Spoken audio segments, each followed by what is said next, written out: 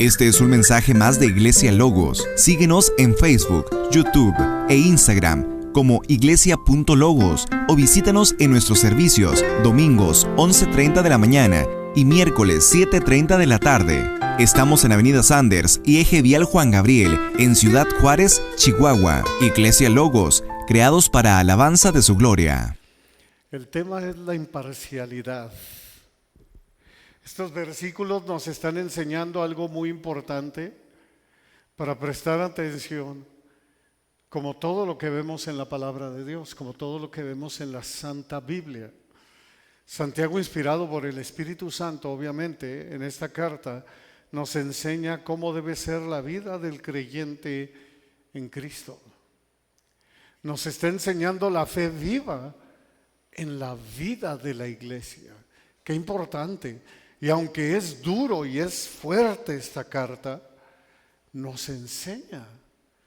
Tal y como lo escribió Pablo a Timoteo en 2 de Timoteo 3, 16, 17. Toda la escritura es inspirada por Dios y útil para enseñar, para redarguir, para corregir, para instruir en justicia, a fin de que el hombre de Dios sea perfecto, enteramente preparado para toda buena obra. Bendito sea Dios por ello. Sin titubear, Santiago escribe a los hermanos cristianos en la dispersión. Recordemos que hace algunos meses atrás, para no decir el año pasado, pero hace algunos meses atrás estábamos viendo las cartas de Pedro, y Pedro escribe a los expatriados de la dispersión. Pobrecitos nuestros amados hermanos, imagínate, del primer siglo, porque eran gente perseguida, estaban dispersos, se habían quedado sin su heredad, habían quedado sin casas. Algunos de ellos andaban huyendo porque Nerón los quería matar. Porque algunos gobernantes, no nomás Nerón, los querían matar. Y había esa dispersión, ¿no? Y Santiago les escribe también a ellos. Aún así Santiago les deja escrito a ellos: hey, no sean elitistas, no sean convenencieros. Ese es el mensaje para ellos y para nosotros en esta tarde. Vemos que es un mal que ha existido toda la vida, y es un mal. Es peligroso y es pecado, como lo veremos en algunas semanas también más adelante. La imparcialidad, verso 1, dice: hermanos míos, que su fe en nuestro glorioso Señor Jesucristo sea sin acepción de personas. La preocupación de Santiago es que la fe que tenemos en nuestro glorioso Señor Jesucristo nunca debe estar asociada al elitismo, al favoritismo, a la acepción de personas, porque es pecado. Es pecado. Por ejemplo, el verso 9, que lo veremos la próxima semana, si Dios no lo permite, dice: pero si hacen acepción de personas, cometen pecado. Es más, quedan convictos por la ley como transgresores.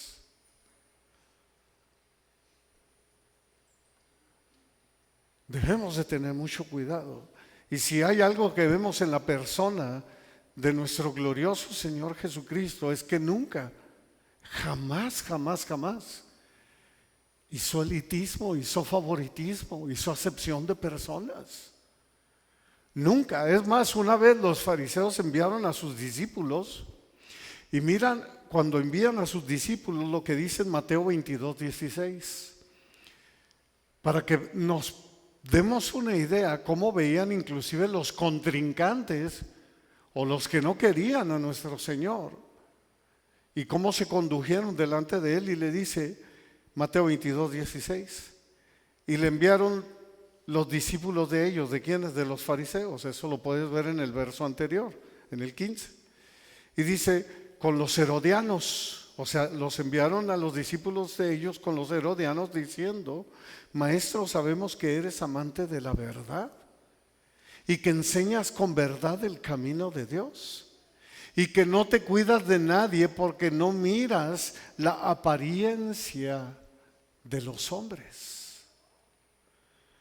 Lo cual quiere decir que para ellos veían que nuestro Señor Jesucristo lo mismo daba hablar con un ricachón que con un pobre. El mismo amor se lo daba nuestro Señor Jesucristo al pobre y al rico. No hacía distinción entre ellos. Cristo es la imagen de Dios Padre. Dios Padre nunca mostró parcialidad. Lo leemos a través de las Escrituras.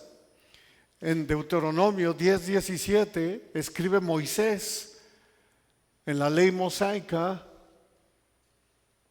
la ley de Moisés, y dice: porque Yahvé su Dios es Dios de dioses y Señor de señores, Dios grande, poderoso y temible, que no hace acepción de personas ni toma cohecho.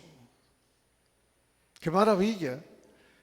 Cristo vino a hacer la voluntad del que le envió. Y este es el principio establecido para el cristiano. Es lo que Santiago quiere que nosotros podamos ver y que nosotros también podamos ser. En Juan 15:10 dice: si guardan mis mandamientos, dice nuestro Señor Jesucristo, permanecen en mi amor, así como yo he guardado los mandamientos de mi Padre y permanezco en su amor. ¿Qué es lo que quiere decir? Que así como Cristo es obediente a Dios Padre, así como Cristo es obediente a Dios Padre, nosotros debemos de ser obedientes a Cristo. Y si somos obedientes a Cristo, no haremos acepción de personas. Eso es lo que está enseñando precisamente Santiago. Nosotros no seremos elitistas jamás. Si aquí en esta iglesia llega a entrar un rico, se le recibe igual como se te recibió a ti desde el principio. Puedes sentarte donde tú quieras. Y lo mismo al pobre. Puedes sentarte donde quieras. Pablo lo resume así, porque esto es el corazón del verdadero cristiano. Gálatas 2:20: con Cristo estoy juntamente crucificado. O sea, he muerto con Cristo. Prestemos atención. Y ya no vivo yo, mas vive Cristo en mí. Lo mismo que está diciendo aquí el apóstol Pablo es lo mismo que dijo Juan el Bautista. Ya no vivo yo, mas Cristo vive en mí. O sea que yo mengüe y que Cristo crezca en mí. Yo muero y que yo mengüe para que Cristo crezca en mí. Y lo que ahora vivo en la carne, lo vivo en la fe del Hijo de Dios, el cual me amó y se entregó a sí mismo por mí. Así que si tú has puesto tu confianza, tu fe en Cristo, es obvio que no debemos hacer acepción de personas. Que nuestra fe en nuestro glorioso Señor Jesucristo sea sin favoritismos, sin elitismos, así como lo veían los apóstoles. En Hechos 10:34-35 vemos a Pedro que dice: entonces Pedro, abriendo la boca, dijo: en verdad comprendo que Dios no hace acepción de personas. Y me encanta el verso 35, dice: sino que en toda nación se agrada del que le teme y hace justicia. ¡Qué maravilla! ¡Qué bendición!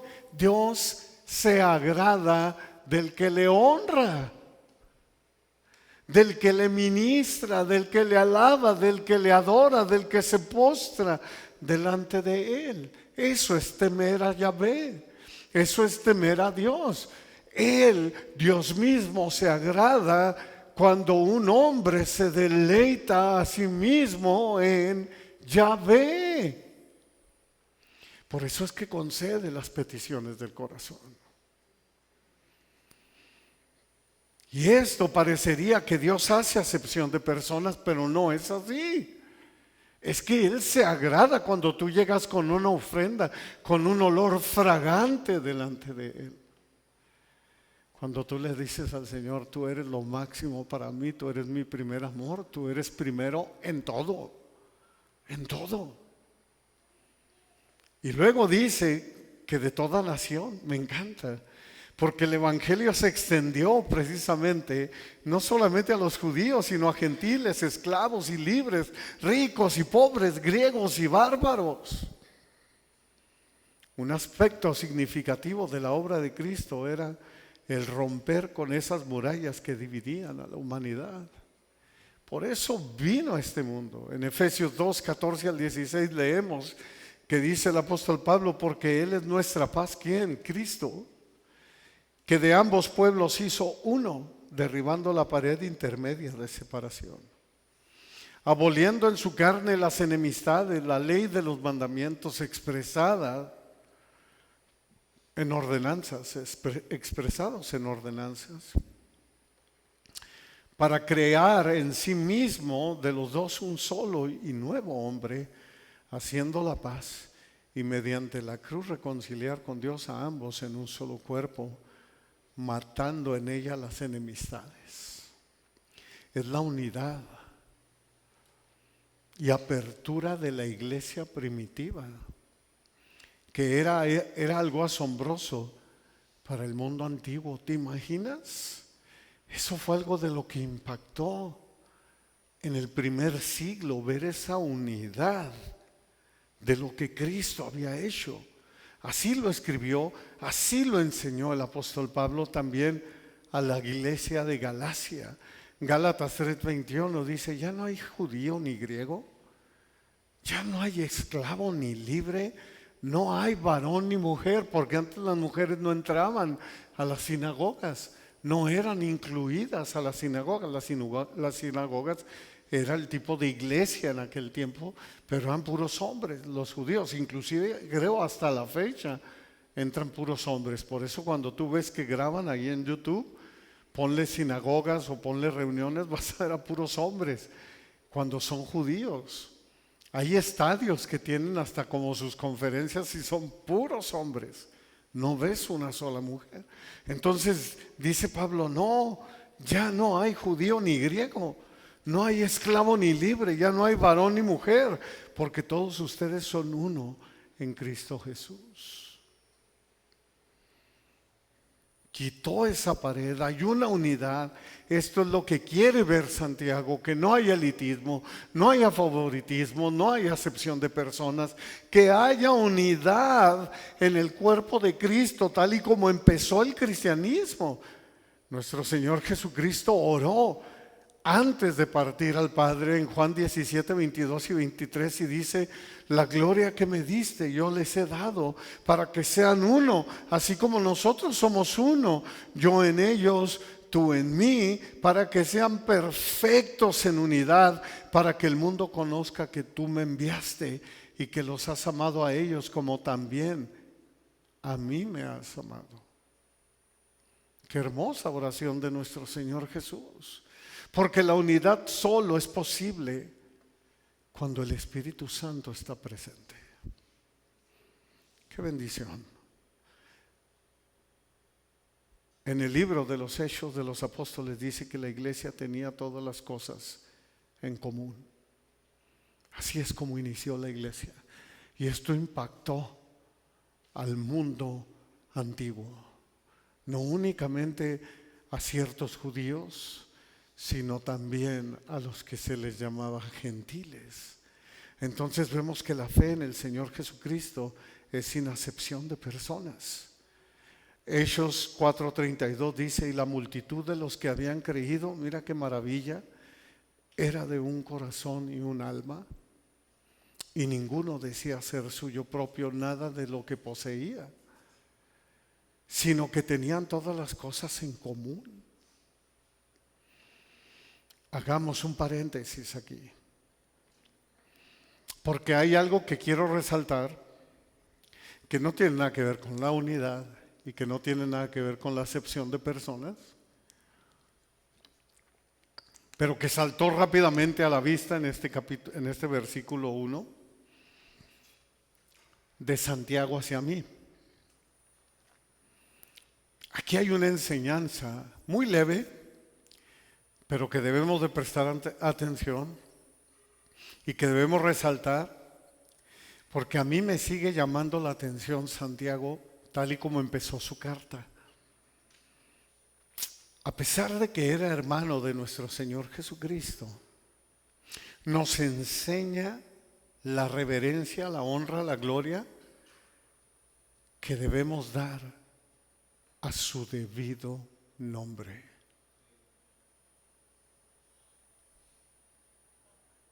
Cuando Santiago escribe la carta no dice mi carnalillo Jesús, o escribo por esto, lo otro. No le dice Chuyito, no le dice Diosito. Está como, discúlpenme, pero cómo me da coraje ver cristianos que le dicen Jesús. Porque ¿sabías que el ateo es como le dice para burlarse de Jesús? Es la frase que usan ellos, Jesús, no Jesus, Jesús. Es para burlarse de Cristo. ¿Qué le dice Santiago? Santiago lo llama nuestro glorioso Señor Jesucristo. No me importa que yo crecí con Él, dice Santiago. Sé que fue mi hermano mayor. Y no me importa. Pero Él es mi glorioso Señor Jesucristo. Que esto nunca se nos olvide. Dirígete a Él como es. Eres glorioso, eres hermoso, eres precioso, eres todo para mí. Eres maravilloso, alto, sublime. ¿Ves?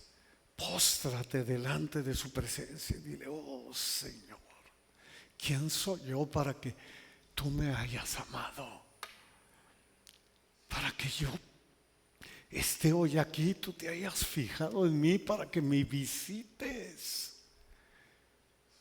Mi glorioso Señor Jesucristo.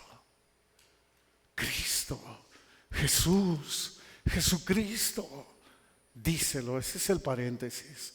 Sigamos adelante, la imparcialidad, sin acepción de personas.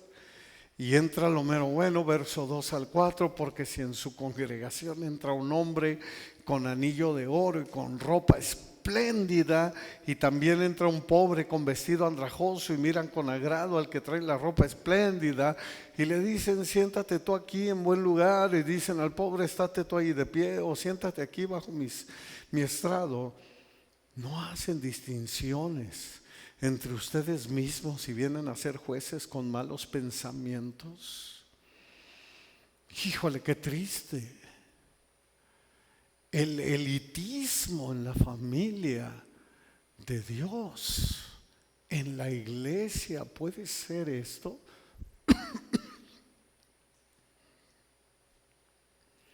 ¿Lo puedes creer? Y aquí es donde tomo agua.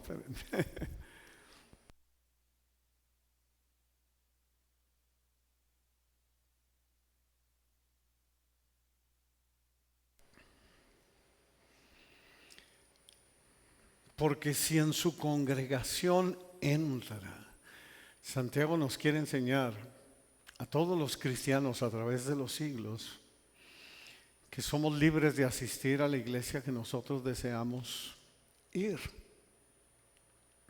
a los servicios ordinarios, y que deberíamos ser bienvenidos, pero sin ningún tipo de ideas de elitismos o de una exagerada admiración por el que viste a la moda. ¿Ha sido iglesia donde parece que es una pasarela? ¿No? Como si fuera como si todos estuvieran concursando a ver quién trae el mejor vestido, quién anda mejor vestido, como si eso importara. Eso es lo que está diciendo Santiago, una inclinación a la ostentosidad,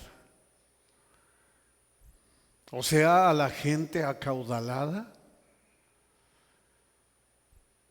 Quieren una iglesia de puro rico. Hay iglesias que te lo dicen abiertamente.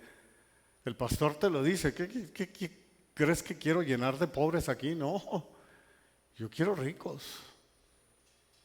Quiero profesionistas. Quiero millonarios. Un hombre con anillo de oro. Esto muestra que el hombre era rico. En aquel tiempo, en la sociedad de esa era, los ricos eran los únicos que usaban anillos. Los anillos se utilizaban con gran ostentosidad, pues esto era una marca o símbolo de riqueza. O sea, entre más grande era el anillo, pues la gente se iba más con la finta de decir, wow, tiene una la nota. ¿No? Había tiendas en Roma en los cuales los anillos se ponían en renta para ocasiones especiales. Imagínate, y luego dice, entra con una ropa espléndida. ¿Sabes literal a qué se refiere? Vestimenta brillante, extravagante, pomposa, o lo último de la moda. Ropa de colores vivos y refulgentes, con adornos y encajes brillantes. Vestimenta, obviamente, que llamaba la atención, y obviamente que solo vestían los ricos o la realeza. Entonces tú, cuando veías entrar en tu sinagoga o en tu lugar de reunión o donde los cristianos se reunían, podía ser el patio de una casa, podía ser, y veías que llegaba un hombre así, a veces pues los vislumbraba, ¿verdad? Es como hoy en día cuando ves que entra un artista, wow, ¿no? Y hasta le quieres dejar el púlpito rápidamente. Ya lo ves que de repente algo le tocó allí, lloró, hizo la oración y dices tú, no, ya es salvo, ya para el próximo domingo el cuate tiene que estar cantando o el cuate tiene que estar acá arriba. Qué triste.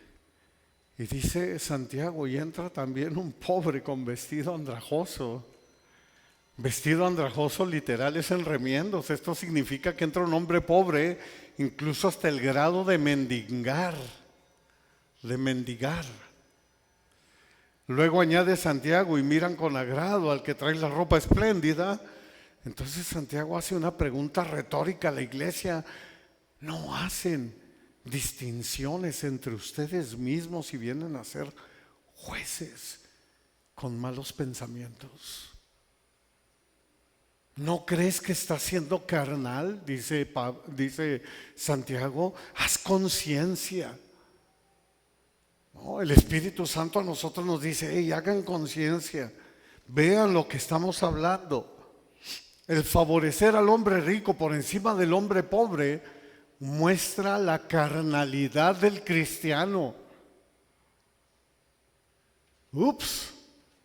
Sus malos pensamientos, sus evidentes por ser sus acciones parciales y elitistas, porque estamos demostrando que nos importa más la apariencia que el corazón. Todo lo contrario a lo que vemos en el Señor. Nos dice la palabra de Dios, porque Yahvé no mira lo que mira el hombre. Pues el hombre mira lo de afuera, pero el Señor ve el corazón de las personas. Eso lo puedes ver en 1 Samuel 16:7. Cuando asumimos que el hombre rico es más importante para Dios o más bendecido por Dios, ya desde ahí estamos torciendo el rabo. Entonces ponemos mucho valor en las riquezas, en lo material. Y ese ha sido el pensamiento de muchos a través de los siglos. De antemano, la iglesia más grande que conocemos, la más popular, es el estado más rico en todo el mundo. Por eso reyes se inclinan delante de ellos, porque ellos siempre buscaron el dinero, la riqueza, y se corrompieron feo. Mateo 23 al 25 dice entonces Jesucristo a sus discípulos: de cierto les digo, qué difícilmente entrará un rico en el reino de los cielos. Otra vez les digo, dice Jesús, que es más fácil pasar un camello por el ojo de una aguja que entrar un rico en el reino de Dios. Jesús sabía lo que les estaba diciendo a sus discípulos, porque mira la contestación que vemos aquí de los discípulos. Entonces sus discípulos, oyendo esto, se asombraron. Hay otras versiones que dice que se entristecieron, ¿no? En gran manera, diciendo: ¿quién pues podrá ser salvo? ¿Te fijas? Es el pensamiento que tenía también el judío, de decir: pues nosotros creíamos que los ricos estaban bendecidos por Dios. Y luego viene Cristo y nos dice qué difícil es que estos cuates entren en el reino de los cielos. Pues entonces, ¿quién va a ser salvo? ¿Te fijas? ¿A dónde los lleva también nuestro Señor Jesucristo? Esto muestra un rasgo egoísta y carnal que siembra y ha existido en el ser humano, creyendo que el hombre rico está bendecido por Dios y el pobre no. Usualmente favorecemos al rico sobre el hombre pobre debido a que creemos que podemos obtener más beneficios del hombre rico. Eso es lo que pasa, y que él puede hacernos favores que el hombre pobre obviamente no te va a poder hacer. Y se pierden la bendición de Dios. ¿Y qué te dice nuestro Señor Jesucristo? Cuando hagas comida y cena, no llames a tus vecinos ricos. ¿Qué Dios dice nuestro Señor Jesús? No sea que ellos a su vez se vuelvan a convidar, dice, y ser recompensado. Llama a los pobres y serás bienaventurado, porque ellos no te pueden recompensar, pero te será recompensado en la resurrección de los justos.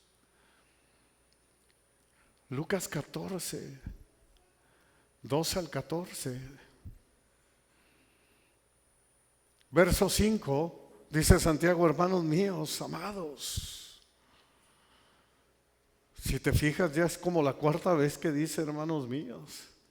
Hay una preocupación en Santiago. Y ahora les dice: hermanos míos, amados, escuchen. No ha elegido Dios a los pobres de este mundo para que sean ricos en fe y herederos del reino que ha prometido a los que le aman. En toda la palabra de Dios, los pobres creyentes o los pobres de su pueblo o los pobres de espíritu son de gran interés para nuestro Dios. ¿Por qué? No lo sé. Pero si tú ves toda la Biblia, desde Génesis hasta Apocalipsis, te vas a encontrar un chorro de versículos que dices que ayudes al pobre, y que el que presta al pobre presta a Yahvé. Y no te olvides del pobre de tu pueblo, te dice. No te olvides de los pobres de tu pueblo. Y te lo dice hasta el Nuevo Testamento. Y lo confirma aún más con nuestro Señor Jesucristo. ¿Por qué no lo sabemos? No ha elegido Dios a los pobres de este mundo para que sean ricos en fe y herederos del reino que ha prometido a los que le aman. Tal vez es porque el rico confía más en sus riquezas, en todo lo que él tiene, se siente autosuficiente, y el pobre no. El pobre lo único que podía hacer, el pobre creyente, era refugiarse en los brazos de su Señor y confiar en Él. y ver obrar a Dios cada día, el Señor también puede referirse al rico que es verdadero creyente, que es humilde y comprende que todo le pertenece a Dios.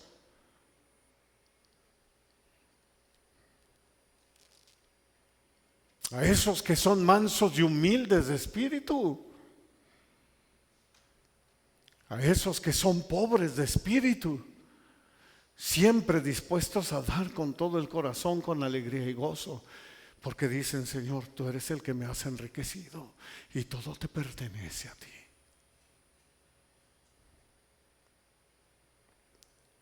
Gálatas 2:10 dice: solamente nos pidieron, dice Pablo, que nos acordáramos de los pobres, lo cual también procuré con diligencia hacer.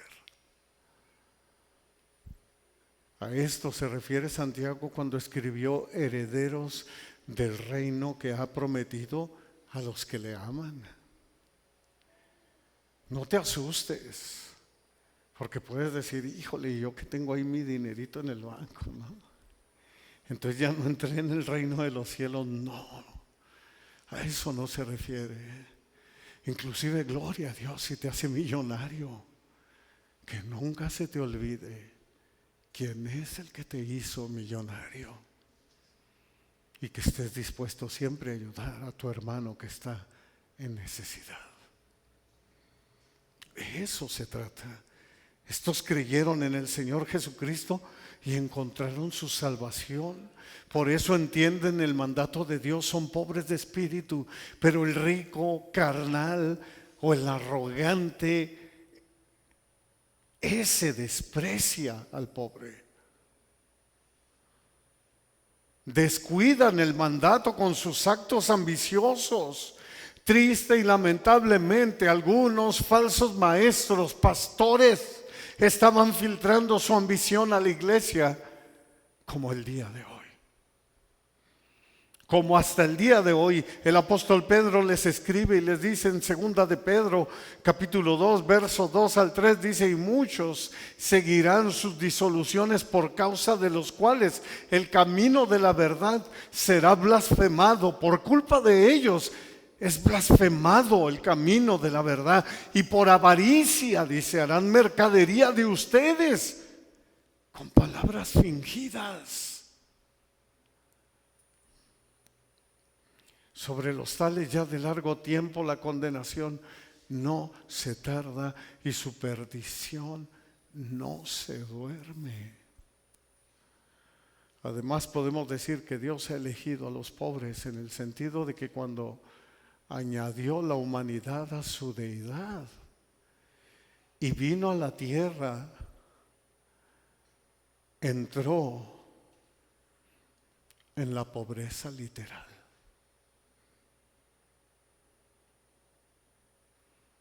Nuestro Señor Jesucristo, tal vez porque no hay nada que los hombres teman más que la pobreza. Cristo solo tuvo una oportunidad de vivir nuestra vida y eligió nacer pobre y de padres pobres, tan pobres que no pudieron ofrecer más que 2 tórtolas, 2 palomitas, cuando presentaron a Cristo en el templo. Para que nos demos una idea, nuestro Señor inicia el sermón del monte así, en Mateo 5, 2 y 3. Y abriendo su boca les enseñaba diciendo: bienaventurados los pobres en espíritu, porque de ellos es el reino de los cielos. ¿Ves?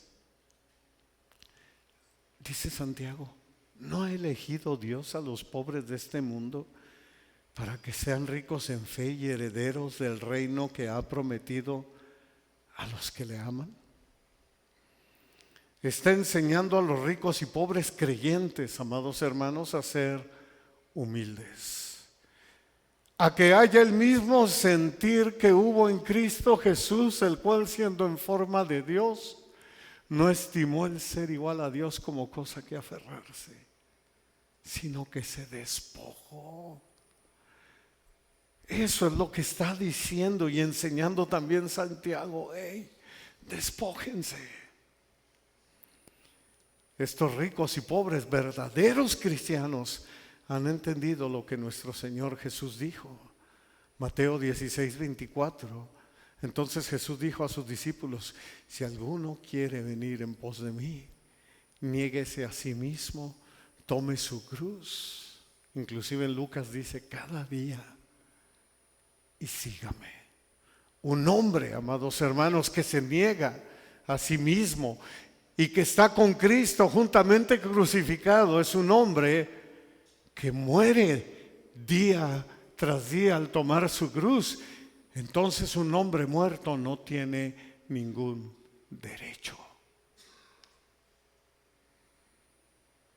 ¿Te fijas? Ha cedido todo su derecho a su Señor. Tú gobiernas mi vida. Es un creyente que puede decir: he aprendido a contentarme cualquiera que sea mi situación. Sé tener abundancia como para padecer necesidad. Filipenses 4:11 y 12. Porque en Cristo, amados hermanos, estamos saciados, completos, plenos. Luego Santiago añade en los versos 6 y 7: pero ustedes han afrentado al pobre. ¿No los oprimen los ricos y no son ellos mismos los mismos que los arrastran a los tribunales? ¿No blasfeman ellos el buen nombre que fue invocado sobre ustedes?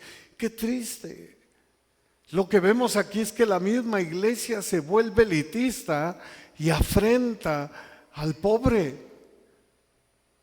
Le hace fuchi al pobre. Y les hace la pregunta a Santiago: ¿no los oprimen los ricos? Aquí está el problema. Los ricos oprimen, literalmente tiranizan. Santiago le recuerda a sus lectores que los ricos muy a menudo pecan contra ellos y que muchas veces es debido, lamentablemente, por el amor al dinero. Tal y como escribió a Timoteo el apóstol Pablo, 1 Timoteo 6, 9 al 10, porque los que quieren enriquecerse caen en tentación y lazo y en muchas codicias necias y dañosas que hunden a los hombres en destrucción y perdición. Porque raíz de todos los males es el amor al dinero, el cual codiciando algunos se extraviaron de la fe y fueron traspasados de muchos dolores. El rico generalmente es elitista. La historia muestra que los ricos pueden, en efecto, oprimir y han oprimido siempre al pobre, pisoteándolo, orgullosos, crueles, devoran, así como el pez más grande devora al pez más chico. Esto es un pecado contra el ser humano y contra la gracia de Dios. ¿No son ellos los que blasfeman el buen nombre?, les dice Santiago. Tal y como escribió Pedro: por causa de los tales el camino de la verdad es blasfemado. ¿Por qué? Por su avaricia hicieron que otros blasfemaran el nombre de Cristo.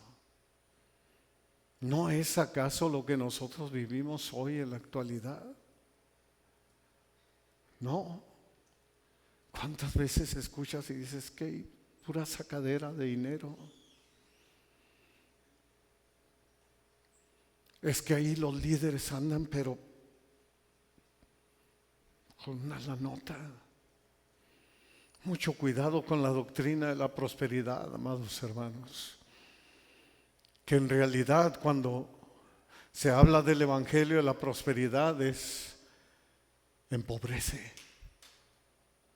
Número uno, porque puedes ganar el mundo entero y perder tu alma. Dime si no empobrece. Porque los que quieren enriquecerse caen en tentación y lazo. Número tres, porque hunde a los hombres en destrucción y perdición. Número 4, porque extravía de la fe y son traspasados de muchos dolores. Número 5, porque la raíz de todos los males es el amor al dinero. Número 6, porque la vida del hombre no consiste en la abundancia de los bienes que posee. En el libro de Apocalipsis vemos el fin inclusive de una iglesia de ricachones llamada la Odisea. El Señor les dice: hey,